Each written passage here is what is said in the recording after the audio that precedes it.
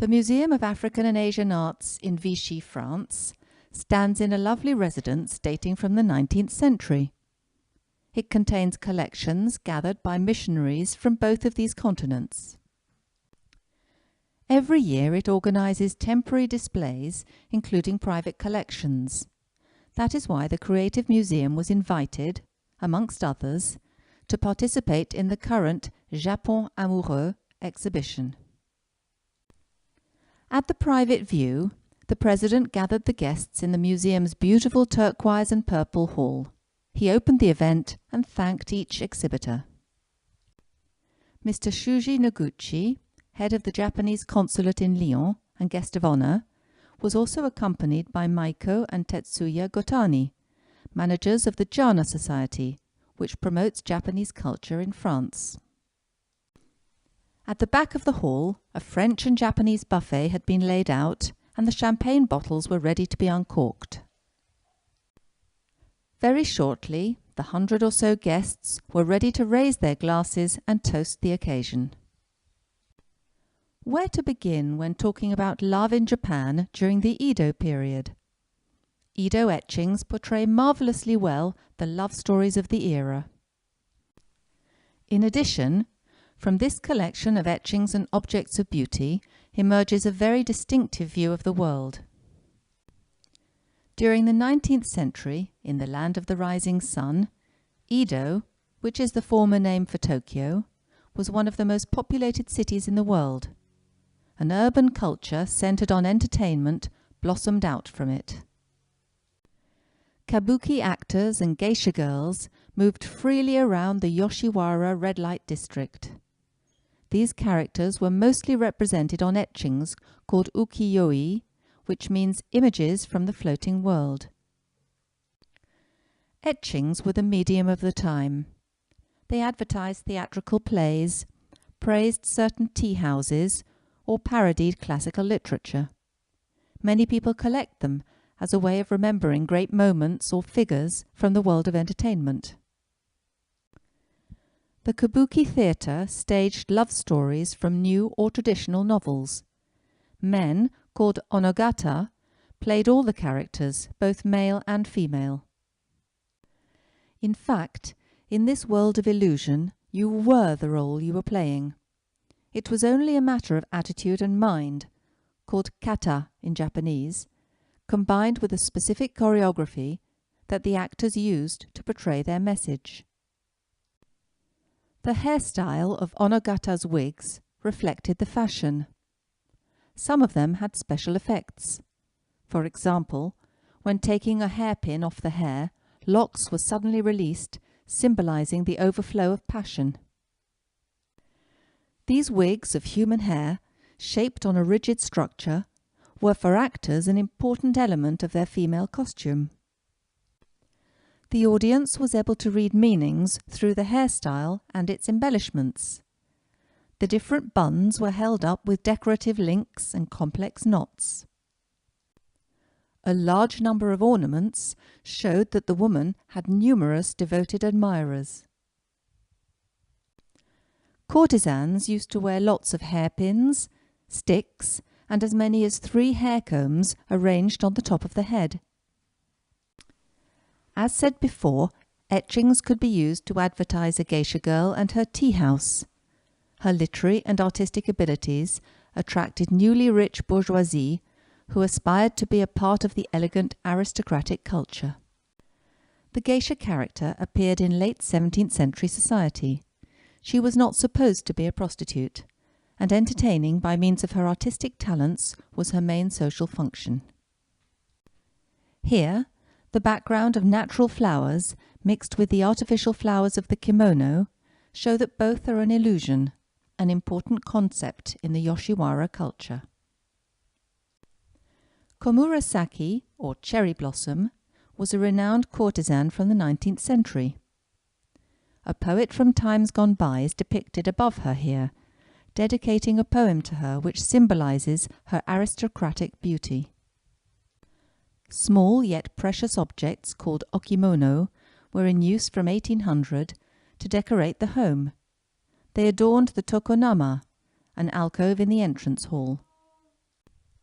An example can be seen here in this wooden and gilt statuette featuring Senju Kannon 100 Hands, the Bodhisattva of compassion. Kannon is known as the patroness of courtesans because she gives her goodwill to each being, whoever they may be. For Buddhists, courtesans symbolize the terrible human condition. They embody the floating world and its short-lived desires. Ivory or kimonos generally evoke traditional characters, like here, where we can see a group of gymnasts and a geisha girl. Geisha girls embodied the Japanese conception of femininity. In other words, a woman who was gentle and modest with a refined education. The male image looked mainly warlike, even though the Edo period was peaceful. At that time, the samurai garment became a prestigious piece of clothing.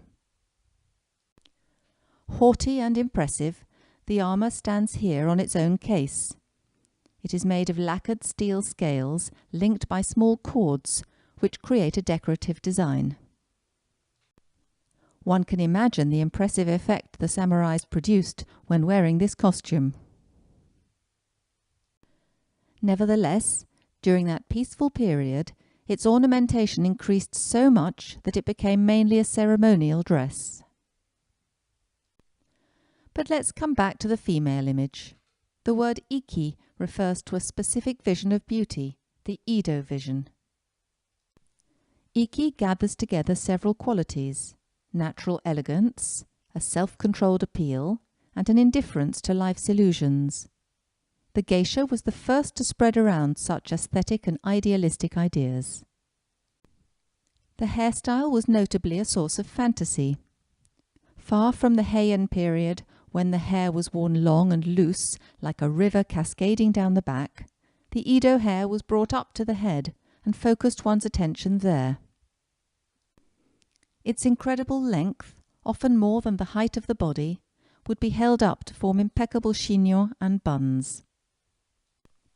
Because of the flourishing high society at that time, it was to be expected that hairstyles would become more and more sophisticated. A new cosmetic ointment, the Kayara no Abura, made with sesame oil, wax and cloves, enabled the hair to be draped and modelled around rigid shapes, thus creating a wide range of patterns. It then only remained for the coiffure to be brightened up with hair accessories. From these arose an elaborate language of seduction. Hair combs were called kushi. They were usually accompanied by a stick called a kogai. One of the ends was removable to push through the bun more easily. Multiple hairpins, called kanzashi, were usually placed on the sides and the back of the hairstyle. More than just simple accessories, these small objects seem like reflections of Japanese culture.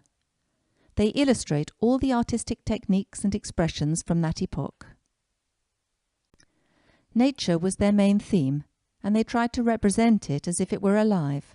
For example, each petal of this hairpin can move to imitate the quivering of a true flower.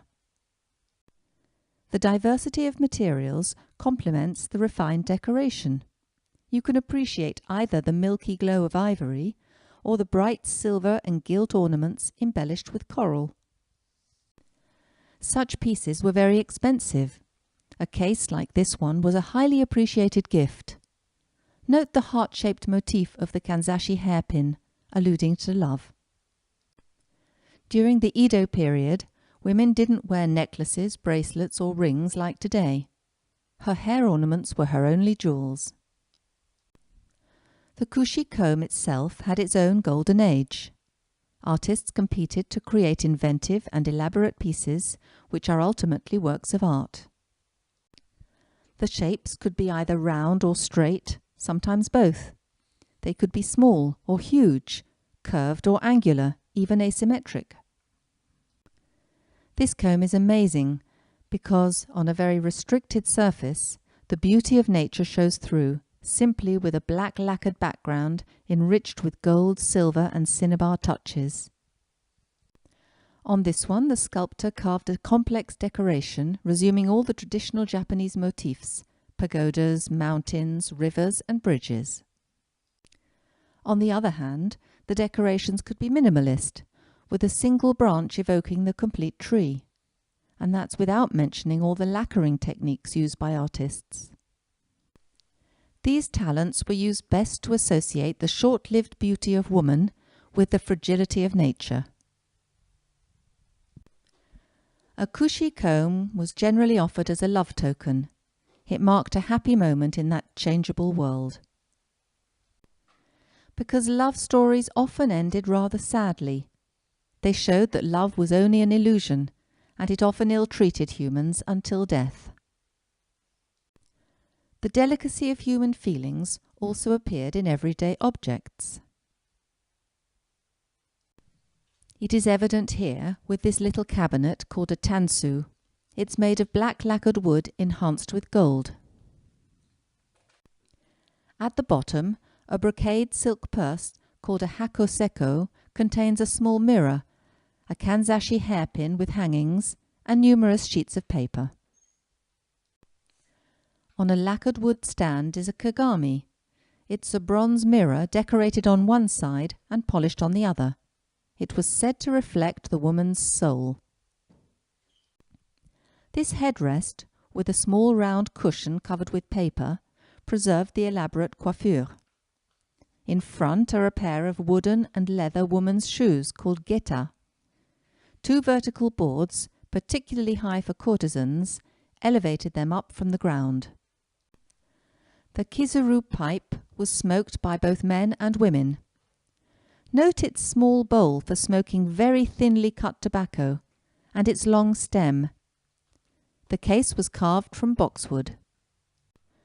An altar dedicated to a Buddhist divinity and called Butsudan was essential in a home. This one is of gold lacquered sandalwood. It is consecrated to Amida, the god of infinite light, the Buddha of compassion. The Bodhisattva, sitting on a lotus flower, would be Nyorin Kannon, surrounded by his assistants.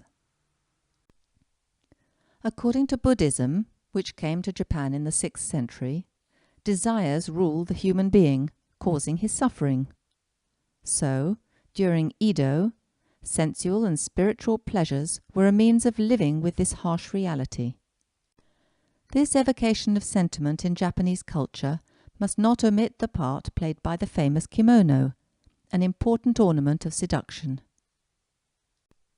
The magnificent material, with its vivid colours, its floral and geometric motifs, forms a kind of jewel case hiding the mystery of the female body. So this exhibition ends with a wedding kimono. When seen from afar, we are struck by its formal and rigid shape. But closer up, it reveals its refined and lavish aspect. It is made of white satin richly bedecked with red. Applied on embroidered cherry blossom, some fans appear like huge butterflies.